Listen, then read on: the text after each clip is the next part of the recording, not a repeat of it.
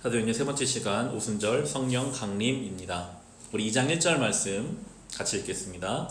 오순절이 되어서 그들은 모두 한 곳에 모여 있었다. 주님의 영이신 성령께서 강림하신 때는 오순절이었습니다. 오순절은 이스라엘 백성이 이집트 노예 생활에서 해방된 것을 기념하는 6월절 후 첫 안식일 다음 날로부터 50일째 되는 날이란 의미로 붙여진 이름입니다. 오순절 가운데 그 순이 열을 뜻하거든요. 사순절은 40일이고요. 그래서 오순절은 50일을 뜻합니다.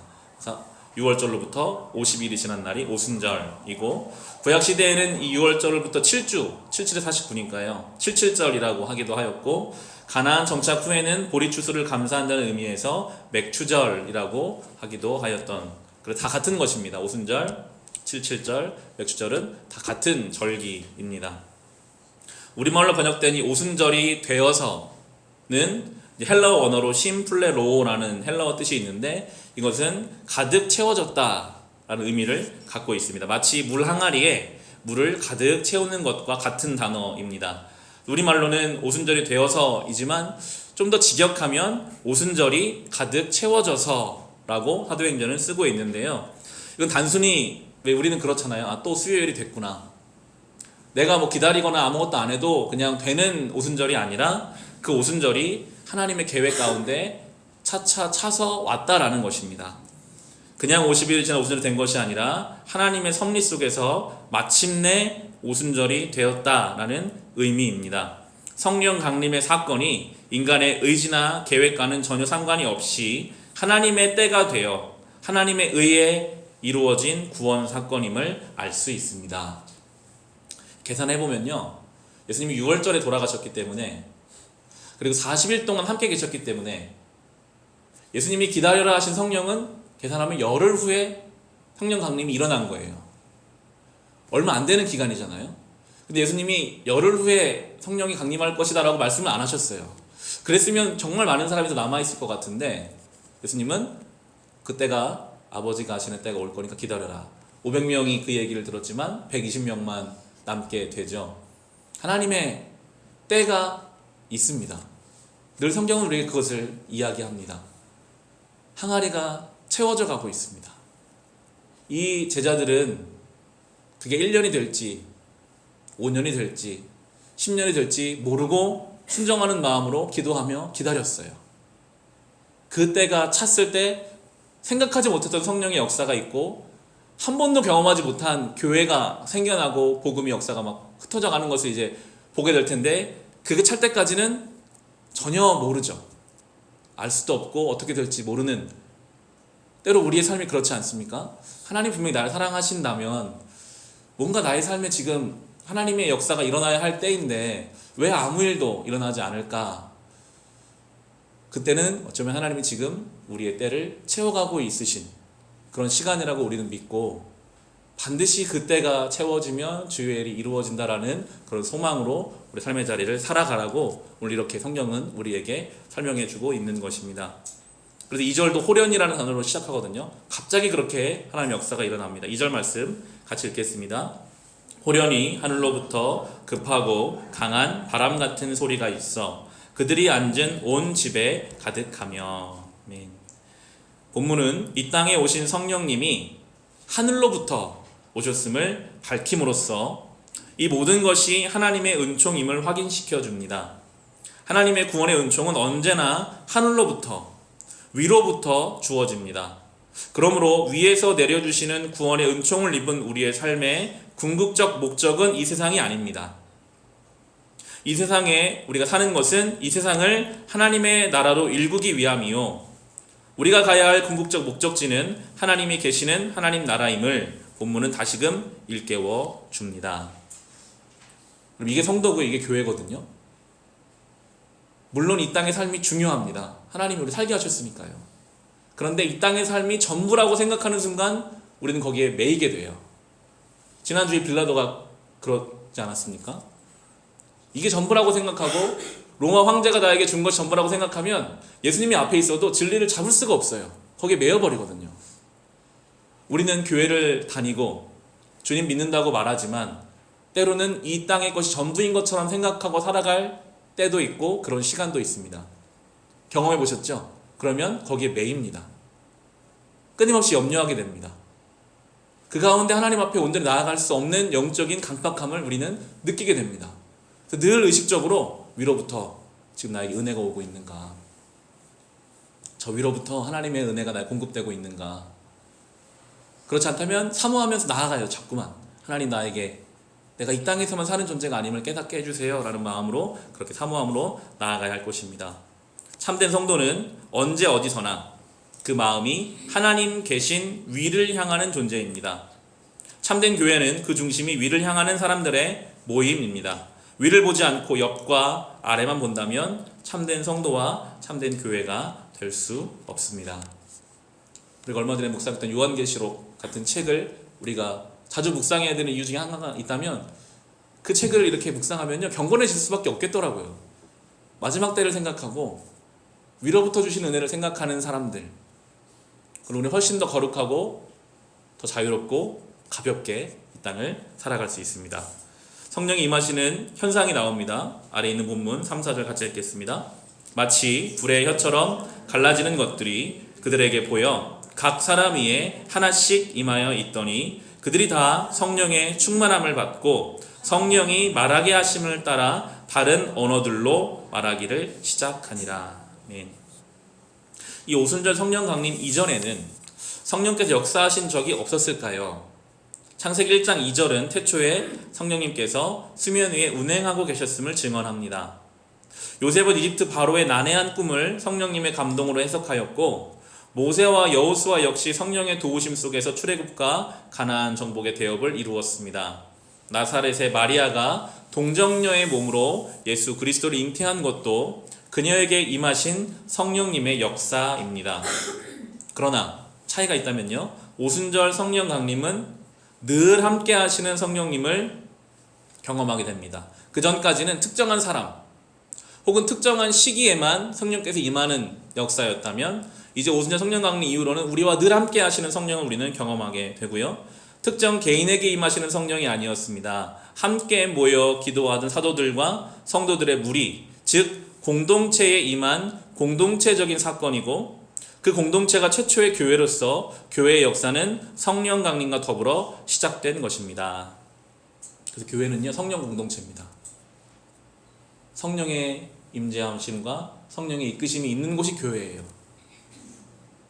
바라기는 우리의 가정에도 늘 성령의 임재를 통해 가정이 교회가 되고 우리가 있는 그곳이 성령의 임재로 교회가 되어가야 할 것입니다.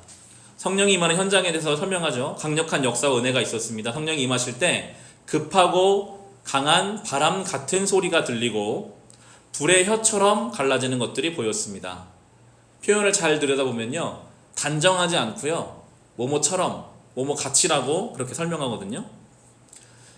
바람과 같고 혀 같은 것으로 보였습니다. 단정적인 것이 아니라 성도들의 주관적인 체험이요 느낌이었기 때문입니다.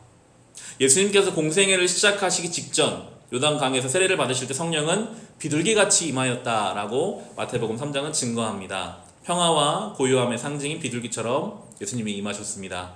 동일한 성령이신데도 체험이 다릅니다. 그러므로 우리 각자에게 성령께서 임하실 때 급하고 강한 바람이 일었느냐, 불덩이가 춤을 추었느냐, 아니면 비둘기처럼 임했느냐를 따지는 것은 중요하지 않습니다. 각자의 신앙 체질과 영적 상태에 따라 다를 수 있기 때문입니다. 어떤 이에게는 용광로의 불처럼 뜨겁게 임할 수 있고 어떤 이에게는 태풍보다 더 강하게 임할 수도 있습니다. 그러나 어떤 이에게는 새벽의 정막보다 더 고요하게 임할 수 있습니다. 중요한 것은 우리가 성령의 사람이 되었다면 우리에게 나타나는 공통적 결과는 성령 충만한 삶을 살고 지향해 가야 한다는 것입니다. 때로 교회 안에 영적인 어떤 비교의식이나 영적인 우월감이나 영적인 위축되는 마음들이 생길 때가 있어요. 실제로 고린도 교회가 그 문제를 겪었거든요. 은사를 서로 자랑하기 시작하는 거예요. 나는 방언의 은사로, 예언의 은사로, 수많은 것들로 이렇게 서로 다른 하나님이 그 사람의 영적인 방향과 결에 따라서 은사를 주시는 것인데 그것을 크기를 자랑하거나 저 사람은 저렇게 하는 나는 이거밖에 안 되는구나 라고 작아질 필요가 전혀 없는 것이죠. 하나님은 그렇게 각자 맞게 일하시기 때문이고, 그걸 통해서 가고자 하는 방향은 성령 충만함인데, 늘 이 부분을 우리가 잘 생각해야 합니다. 성령 세례와 성령 충만이 다른데요, 이 책이 잘 설명해 주는데, 결혼을 가지고 설명합니다. 결혼은 배우자와 한 번 행하는 예식입니다.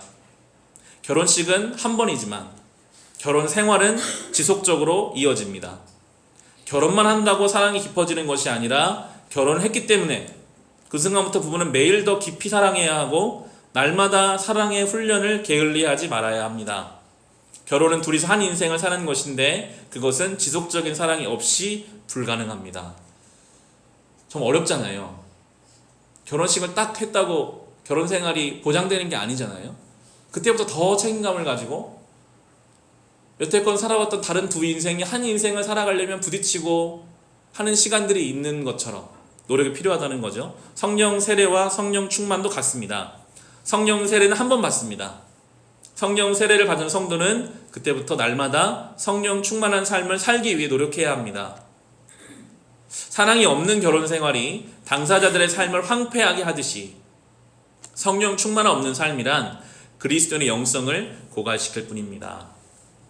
지치고요, 메마르고요, 정말 형식적으로 교회에 나오게 되고요, 또 안 나오면 마음 불편하니까요. 뭔가 그렇게 될 수밖에 없는, 성령 세례는 받았으나 성령 충만함을 알지 못하는 신앙은 그렇게 되어가죠. 우리 각자는 과연 성령 세례를 받았는지 어떻게 알 수 있습니까? 일단은 성령 세례가 받아져야 뭐가 되니까요. 성령님에 의해 획이 그어지는 은총이 우리에게 임하였음을 확신할 수 있습니까?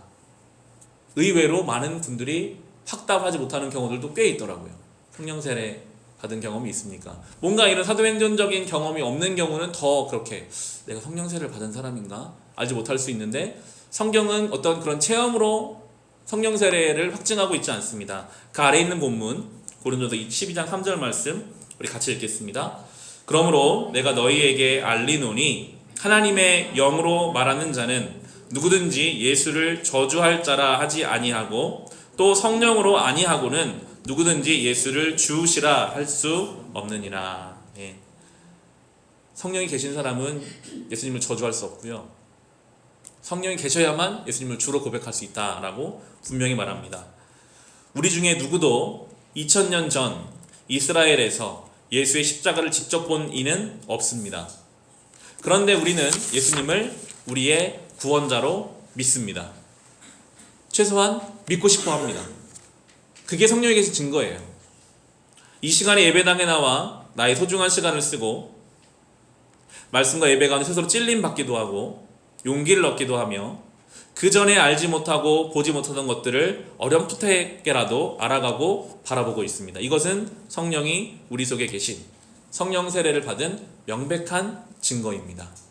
여러분이 단 한 번이라도, 한순간이라도 말씀이나 찬양이나 예배 가운데 다른 성도의 이야기를 통해서 내 안에 어떤 것을 느끼고 경험했다면 그것이 성령이 우리 안에 계신 증거이고요, 이미 여러분은 성령 세례를 받으신 주님과의 그런 거룩한 신부로 부름받은 존재임을 확신하실 수 있습니다.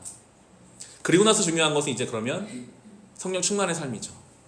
성령 충만한 삶이란 성령님의 인도하심을 따라 사는 것입니다. 성령님의 인도하심은 곧 진리 가운데 산다는 것이고, 성령 충만한 삶이란 성령님의 도우심 속에서 예수님 말씀 속에 거하며 그 말씀을 따르는 삶입니다. 매사에 예수님 말씀을 따라 사는 사람이 진정 성령 충만한 사람입니다. 사도행전이 그걸 보여주거든요. 예수님 말씀하셨죠. 땅끝까지 증인되라. 결국 사도행전에 있는 성도들은 성령 충만함 받고 나서는 그 말씀대로 살기를 힘썼어요. 증인되는 삶을 살아갔어요. 말씀이신 예수 그리스도의 뒤를 따라갔어요.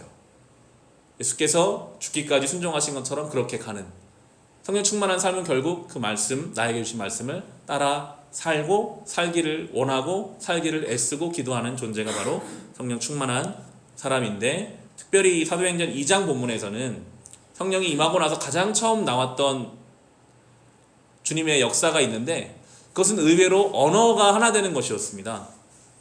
그 아래 있는 본문 2장 4절 같이 읽어보겠습니다.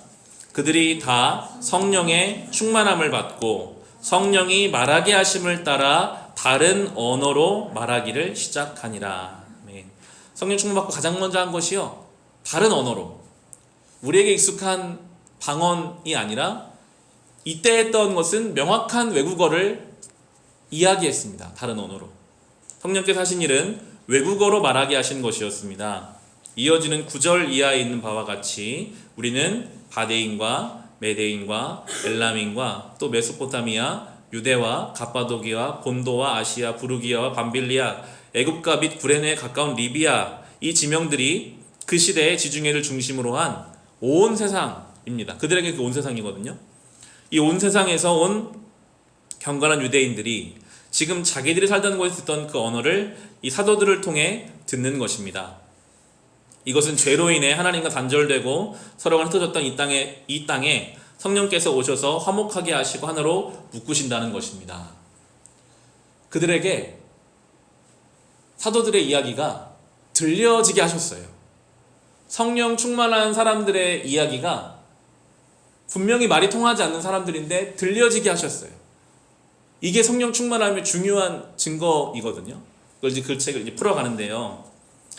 이게 구약의 바벨탑과 자꾸 연결됩니다. 우리는 구약의 바벨탑 사건을 잘 알고 있습니다. 바벨탑이란 인간이 하늘에 닿으려고 쌓았던 탑의 이름입니다. 당시 사람들은 돌 대신 벽돌을, 진흙 대신 요즘 말로 아스팔트를 건축 재료로 사용할 줄 알았습니다. 그것은 당시로서는 경이적인 기술의 진보요, 과학의 발전이었습니다. 그러나 지금 관점에서 보면 고작 벽돌과 아스팔트로 하늘에 이르겠다고 호언장담하는 것은 얼마나 어리석은 일입니까? 그렇죠. 아무 쓸데없는 일이잖아요. 벽돌을 구워서 사람들을 동원해서 막 쌓아간다고 하늘에 닿지 못하죠. 무너지거나, 분명히 그건 아무 의미 없는 일인데도 그들은 굉장히 뿌듯해했어요. 아, 이거 하면 뭐가 되겠구나.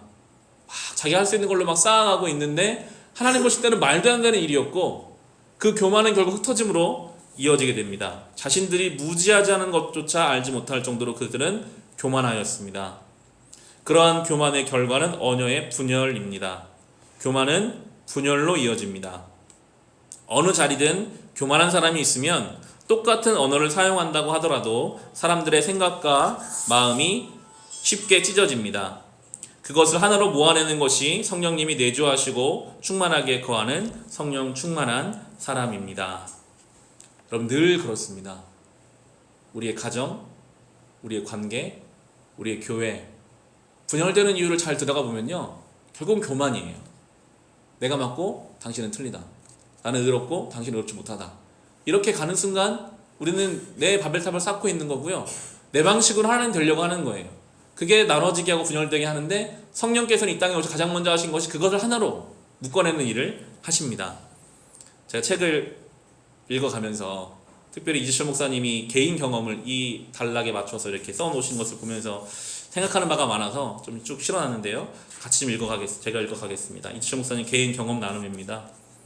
제가 우리 집 2층에서 성경 공부하던 몇 가정과 함께 주님의 교회를 시작한 것은 1988년 6월이었습니다. 저는 그때까지 목회란 그저 설교하고 성경 공부 인도하는 것이 전부라고 잘못 알고 있었습니다. 정작 목회를 시작하고 보니 그게 아니었습니다. 하루가 멀다 하고 의견의 충돌이 이어졌고, 사람들의 각기 다른 의견을 조정하고 조화를 일구어낸다는 것은 쉽지 않았습니다. 시간이 흐른 뒤 목회란 교회들과 더불어 사는 것이요, 비본질적으로 보이는 일들이 실은 목회에서 훨씬 중요한 몫을 차지한다는 것을 알게 되었지만, 처음에는 그 모든 것들이 시간 낭비처럼 여겨지면서 저를 몹시 지치게 했습니다. 해가 바뀌어 1989년이 되자 저는 목회에 대한 깊은 회의에 빠졌습니다. 비본질적으로 여겨지는 일들 때문에 매일 지쳐 사는 것이 목회라면 차라리 일찌감치 포기하는 편이 낫겠다 하는 생각이 들었습니다. 그해 4월이었습니다. 목회 시작한 지 10달째 되는 달이었습니다. 2달 후 창립 2주년을 맞는 6월이 되기 전에 사임을 할 결심을 거의 굳힌 어느 날 새벽이었습니다. 새벽 예배를 인도하기 위해서 예배당 제일 앞자리에 앉아 기도를 하고 있었습니다. 갑자기 제 왼쪽에서 인기척이 나면서 누군가 나지막한 목소리로 전도사님 이것 드세요 라고 말했습니다. 그때는 제가 목사 안수 받기 전이었습니다. 눈을 떠보았지만 아직 불이 켜지기 전이라 사방이 캄캄하여 사람은 보이지 않고 제 옆에 희미하게 보자기가 보였습니다. 예배를 마치고 사무실에서 보니 도자기에 쌓인 상자 속에 작은 케이크 크기 하얀 떡덩이가 들어 있는데 떡 위에 붉은 파츠로 축생신이란 글이 쓰여 있었습니다. 그날은 제 생일이었습니다. 떡덩이는 여전히 따뜻한 온기를 간직하고 있었습니다. 꼭두 새벽부터 그 따뜻한 떡을 만들어 오기 위해 떡을 만든 당사자는 거의 밤을 새웠을 것이 분명합니다. 많은 시간이 지난 지금 그 떡 맛이 어떤 맛이었는지 기억하지 못합니다. 그러나 그 떡을 씹는 저의 눈에서 뜨거운 눈물이 흘렀음은 지금도 생생하게 기억하고 있습니다. 저는 그날 그냥 떡을 먹은 것이 아닙니다. 제게 따뜻한 떡 한 덩이를 전해주기 위해 밤을 새웠을 성도님의 사랑을 먹은 것이고 지칠 대로 지친 저를 위한 주님의 위로와 사랑을 먹은 것입니다. 저는 그 떡을 씹으며 결정하였습니다. 그런 성도님이 있는 한, 그런 성도님과 더불어 신앙생활을 하게끔 은총을 베푸신 주님께서 저와 함께 계시는 한, 임기를 다하기까지 목회의 소임을 다할 것을 다시 다짐하고 실천할 수 있었습니다. 만약 그날 그 떡덩이가 아니었던들 오늘의 저는 전혀 다른 인간이 되어 있을 것입니다. 그날 새벽 그 성도님과 저는 우리가 사용하는 언어로 단 한마디의 대화도 나누지 않았습니다. 그러나 저는 그 떡을 통한 성도님의 사랑과 메시지를 주님의 사랑과 위로로 정확하게 알아들을 수 있었습니다. 그 떡이야말로 목회의 본질을 일깨워준 성령님의 은혜였고 그 성도님은 주님 마음을 품은 성령 충만한 그리스도임에 틀림없습니다. 그날 이 떡덩이를 통해서 이재철이라는 분이 목회를 계속해 가셨기 때문에 주님의 교회가 세워져 가고 100주년 기념교회까지 목회를 하시고 이제 은퇴하셨는데, 그리고 이 목사님이 수많은 책을 쓰셨거든요. 저는 목회를 처음에 서원하고 나서부터 이 목사님 책을 거의 다 읽었던 것 같아요. 한 권을 읽고 또 한 권을 읽어가면서 지금도 많이 생각이 나요. 왔다 갔다 하는 기차간에서 이 책을 읽으며, 목사님 책을 읽으며 뜨거운 눈물을 흘리기도 하고 많은 꿈을 꾸기도 하고, 다시 근데 이걸 읽으면서 이때 이 일이 없었다면 나는 또 어떤 사람으로 살아가고 있었을까라는 생각이 들더라고요. 성령께서는 그렇게 한 사람을 통해 누군가를 바꾸시고 변화시키고 하나 되게 하시고 묶어주시고 또 다른 사람을, 또 다른 일을 해가시는 놀라운 역사를 지금도 행하시는 놀라운 분이십니다. 이렇게 결론을 냅니다. 주님을 믿는다면서 예언은 고사하고 환상을 본 적도 없고 하늘의 징조나 땅의 기사를 본 적도 없으며 천사의 방언을 해본 적도 없으십니까? 실망하거나 근심하지 마십시오. 그런 것은 아무 문제가 되지 않습니다. 지금 여러분과 함께 하시는 성령님의 도우심 속에서 주님 마음을 품으십시오. 여러분의 입으로 한마디의 말을 하지 않더라도 여러분의 삶 자체가, 여러분의 손에 들린 떡 한 조각이 무사람의 마음을 움직이는 주님의 다른 언어들이 될 것입니다. 성령으로 충만한 사람은요, 누군가의 이야기가 들려야 되고요, 내 이야기가 들려져야 하는 것 같아요. 어느 순간 보이지 않았던 내 가족의 이야기가 귀에 들리는 것이 성령 충만이 아닐까요? 왜 저 사람은 저렇게 이야기할까? 왜 내 자녀는 저렇게 행동할까? 하던 것들이 성령 안에서 뭔가 이해되어지고 들려지고 품어줄 수 있어지는 것, 그렇게 내 안에 바벨탑을 무너뜨리고 내 안에 교회를 세워가는 것, 그것이 성령의 역사입니다. 그것이 성령의 충만함이죠. 우리가 사모할 것은 바로 그것입니다. 주님, 오늘도 나를 통해서 주님의 사랑과 위로가 누군가에게 들려지게 하시고, 주님, 오늘도 내 주변의 많은 사람들의 그 이야기들을 내가 듣게 하셔서 세워져가는 바벨탑을 붙잡는 어리석은 인생 아니라 그걸 무너뜨리고 교회로 세워져가는 거룩하고 복된 우리의 가정, 우리의 교회가 될 수 있기를 주님의 이름으로 축원합니다. 시간 앞서 부른 찬송